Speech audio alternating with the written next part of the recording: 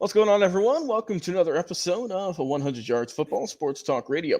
I'm your host and producer, Logan Landers, and join me here today talk about the Houston Texans and their 2024 team preview. My guy from the Elite Sports and Entertainment Network, Jay McLovin. Jay, first off, how you doing today, my friend?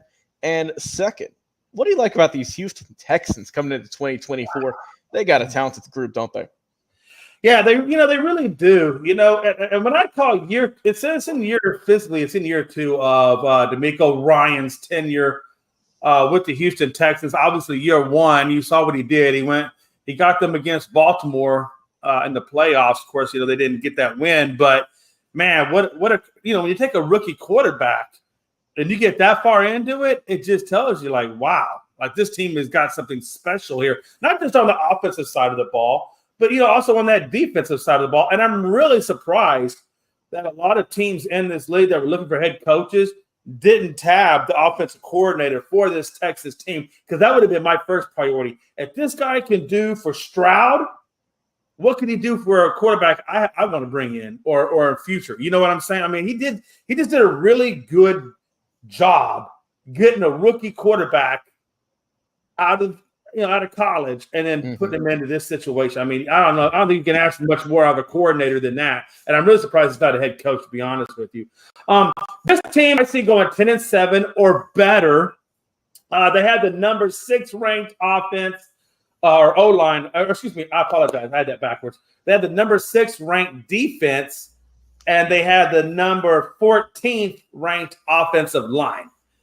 So even at 14th, Stroud is still putting up incredible numbers. So that's a lot to think of. When I look at this team, and I look at their schedule per se, I only can really see, maybe 1, 2, 3, 4, 5 teams that I think are going to give them potential losses. I think, and I think there's 1, 2, 3, 4, 5, 6, 7, 8, 9. No, I wouldn't even say that. I would say there's 7 games I think are going to be really impactful. I would say Indianapolis, they played them twice. Jacksonville, they played them twice. The reason why those games are impactful is Indy is an emerging team. So is Jacksonville. They can both get hot. They can both go cold, but they're also divisional games. And so those are going to be 2 really big games for them to set the tone for what's going to be a really crazy after the bye week. And what I mean by that, so they got Indianapolis, Jacksonville. Then they got Green Bay, which I think will most likely possibly be a loss for them. Then they play Indy again. I think they may take 1 or 2 out of Indy. And then they got Detroit. I think they lose to Detroit. And then they got Tennessee. Then they got Jacksonville. I think they may possibly split the Jacksonville series. And then you got Miami. And then you got KC and Baltimore right up after the off week. So they're literally hitting the ground running against high caliber deep playoff teams right after that.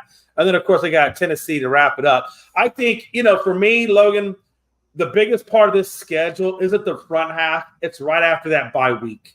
It's what they do against Miami, KC, and Baltimore, and really even Detroit and Green Bay before the bye. That's going to be the telltale sign for how far these guys can go, deeper into the playoffs. I think they will make the playoffs. But this will be a telltale sign for how much deeper they can go in the playoffs. Yeah. This team really isn't hurting at too many spots, Logan. I mean, it's a good, complete team with good coaching. Yeah, when I see this team, man, obviously I think they're going to win the AFC South, bar none. This is the most talented team in that division. You mentioned, Jacksonville and Indianapolis going to be some other solid threats, but I think still this team is head and shoulders better, both of them. We saw it last year with a nice surprise team. Came out of nowhere. This year, they're locked and loaded, Jay. Their offense is going to look really good because they've added some really good pieces.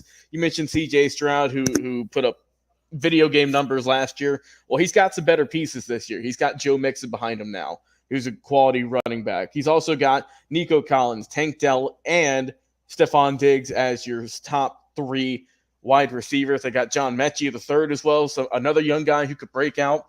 Robert Woods, who's a reliable source also. You're tied in. You're looking at Dalton Schultz. So, I mean, this offense is going to be great. I'm expecting literally at all the skill positions, from the wide receivers to the running backs to the quarterback, even your tight ends, your offensive line. I mean, they really have everything they need. And that defense, I mean, come on. Oh, my God. And, yeah, I'm about to tell you, you brought up the defense. Let's look at some of those names, right? Will Anderson, young guy who's already looked good. Danico Autry, he'll bring it. Daniil Hunter, who they're bringing over. My God. I mean, Christian Harris, Jalen Petrie, Derek Stingley Jr. Look, man, this team's going to be phenomenal this year. I expect big things. If y'all checked out our other video talking about the Texans and how far they can go, we think they're going to go pretty far. This is a young team, too, for the most part, man. They've got some talent well below the age of 30.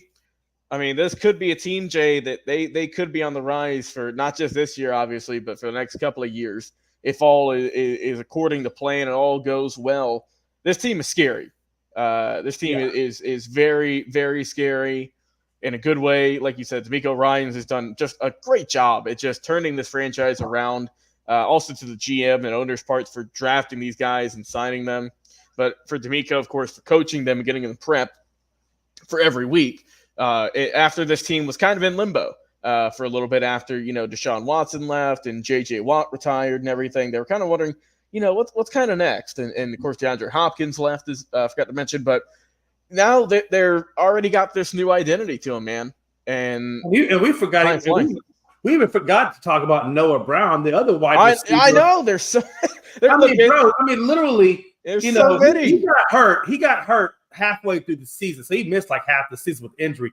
But he was on pace for 1,000 yards. I mean, this guy was averaging almost 18 yards a catch, and he had like 33 catches for like 567. But again, he was injured halfway through the season. So, I mean, there's no telling where this guy would have wound up. So when you got literally 4 wide receivers that are 1,000-yard guys, and even your tight end, for the love of God, could be 1,000-yard tight end, but there's so much offensive depth that Dalton Schultz kind of gets pushed out. But if you remember back when he played with Dallas and he was the primary guy for Prescott, he was putting up 1,000-yard seasons. Yeah, he can easily do it. They have everything. I have never seen Logan. I'm telling you right now, I don't think Kansas City repeats. I would not be surprised if they were in the Super Bowl or at the very least the AFC showdown. Yeah, I really would. I'd be surprised. Look, man, all I'm saying for opposing teams who face this, on defense, I hope your cornerbacks and safeties got a good night's sleep. It's going to be a long day. And for the opposing offensive lines, good luck, boys, because y'all are about to get pushed around by that D-line. That is going to be scary. It is. Overall, like I said, we're both in agreement. Houston, they're going to win the AFC South. They have all the tools to breeze by and win it. Really, it's just a question of how far they go in the playoffs. Are they going to go to the AFC Championship? Are they going to win it? Are they going to go to the Super Bowl or win the Super Bowl? We will see. We will see. Want to hear from you, though, in the comment section, Facebook and YouTube. How will this Texans team do this year? We think the sky's the limit. I think that they have one of the best rosters in the league, and there's not a lot of weak points on this team whatsoever. But this is a scary, scary team, and I'm excited to see how they're going to do in 2024. Jay McLovin, appreciate you coming on the show, my friend. I've been your host and producer, Logan Landers. We'll talk to you guys again.